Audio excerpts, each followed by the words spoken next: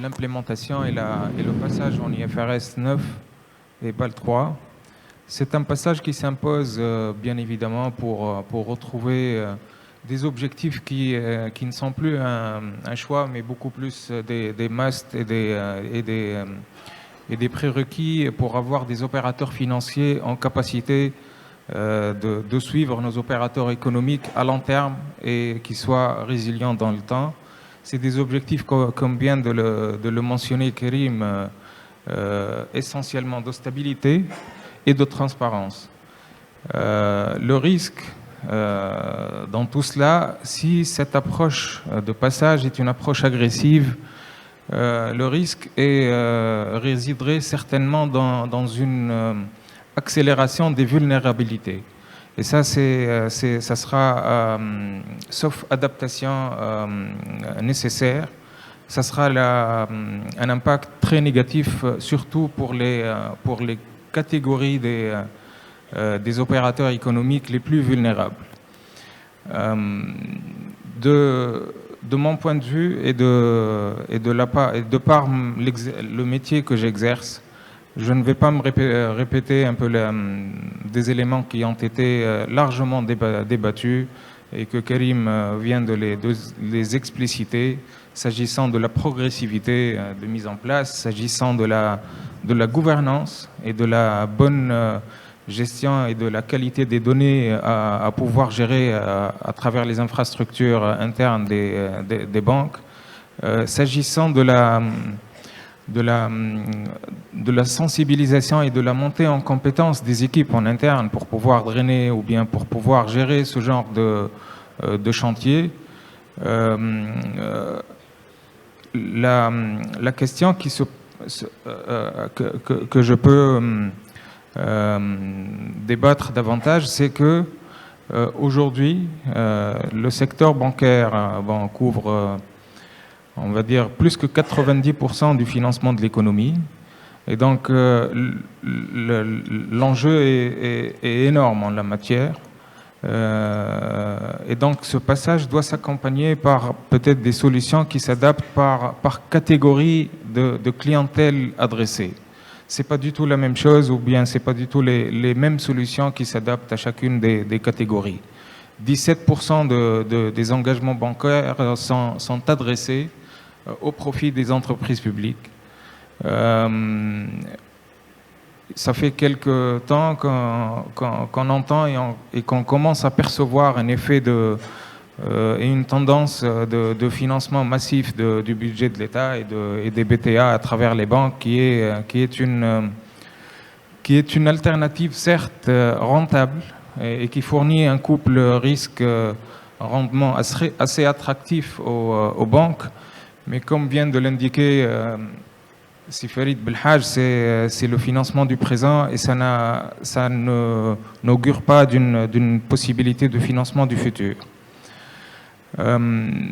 Reste, disons, la troisième catégorie privilégiée, c'est les particuliers à fort potentiel ou à capacité de remboursement avérée, démontrant une capacité ou bien des ressources stables.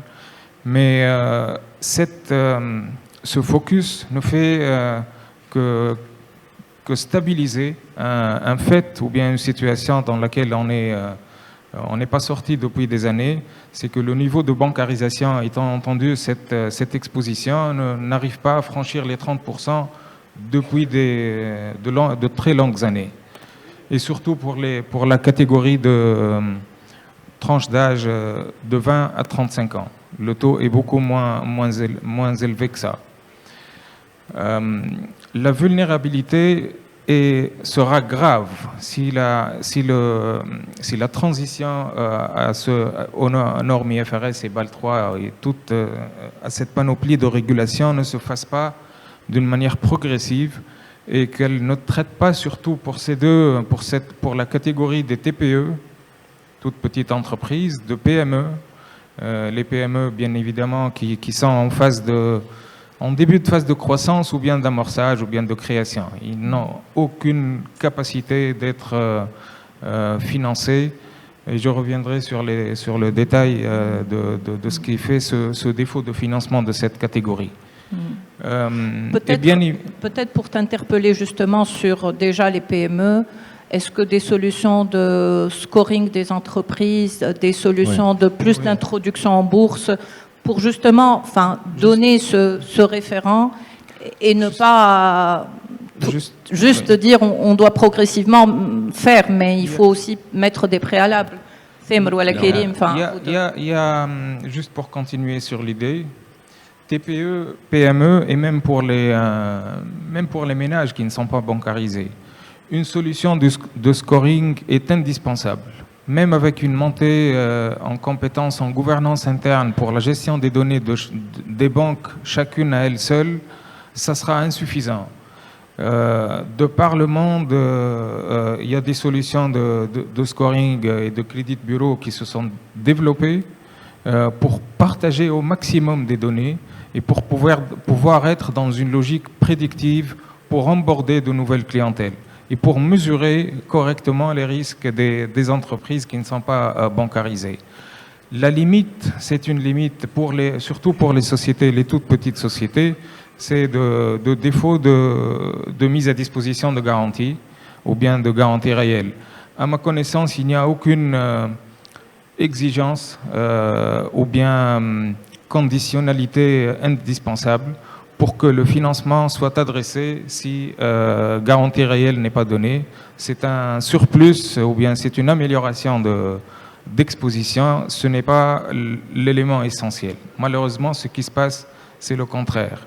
Rapidement, la tétrisation, certainement, c'est une mécanique qui allège d'office le bilan, mais il y a une disposition réglementaire qui n'est pas très en faveur. Et d'ailleurs, depuis 2005, nous n'avons eu que pour opération de tétrisation que 2 opérations lancées par une banque, par la BIAT, et que ça ne s'est pas répété, étant donné que le cadre législatif il est un peu contraignant vis-à-vis de la classe de risque à prendre en considération.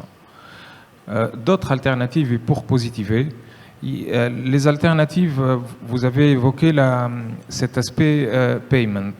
C'est un excellent vecteur et un excellent moyen d'emborder toute une catégorie non bancarisée à des opérations officielles, dans l'officiel de l'économie. Ce qui reste à faire par rapport à ça, c'est d'essayer de promouvoir davantage de cas d'établissement de paiement pure player, indépendant des banques. L'originalité du modèle est de faire de ce genre d'opérateurs des opérateurs qui sont transverses et qui permettent par la suite de donner à leur clientèle d'être bancarisés et de ne pas toucher à travers le réseau de la banque juste un excédent de services à travers l'opérateur de paiement. Je passe rapidement à l'aspect microfinance. Microfinance, c'est un domaine où la régulation est moindre en matière de taux et en matière de possibilité de pricing de risque. Et donc, et c'est ce qui fait que le niveau moyen de rendement est de 25%. Et ça atteint parfois 30%, mais c'est pas du tout antinomique avec la croissance ou bien avec la valeur ajoutée donnée à leur clientèle. Et la meilleure preuve pour ça, c'est le taux de croissance que cette activité ou bien cette filière est en train d'avoir chez nous en Tunisie. Pas mal d'entreprises, de courbes de croissance d'entreprises locales en témoignent. Ce qui est intéressant par rapport à cet élément gagnant ou bien successful, c'est de promouvoir cette tendance à travers la possibilité de les fournir en ressources. Je m'explique. C'est une activité qui nécessite une mise à disposition de ressources substantielle et continue. Et donc, derrière les microfinances, il va falloir mobiliser des ressources à travers des compagnies d'assurance, qui sont les meilleures, disons, entités en matière de collecte d'épargne, et les banques. Le dernier point qui concerne parfaitement ce dont le métier que j'exerce, c'est le private equity. Private equity peut fournir à la banque une possibilité d'arbitrage en matière d'allocation de ressources, mais l'avantage derrière, c'est qu'il peut servir de dérisquer certains risques, certaines relations, de pouvoir faire ce que malheureusement les banques, à travers leur taille, ne peuvent pas le faire, d'avoir une proximité des sociétés financées, une capacité de les accompagner, mais surtout de les pourvoir ou bien de les fournir en capitaux propres. Et ces capitaux propres, ce ne sont que des multiplicateurs de financement de la part des banques. Et donc l'implication des banques et toutes sortes d'établissements financiers dans le financement de private equity est à double effet. Déjà, ça prépare mieux une bancarisation massive, il est de nature à promouvoir la croissance et le financement par la suite sous forme de dette. Actuellement, c'est une activité qui est drainée ou bien, je vais le dire directement, qui est appuyée par une incitation fiscale, tout le monde le sait.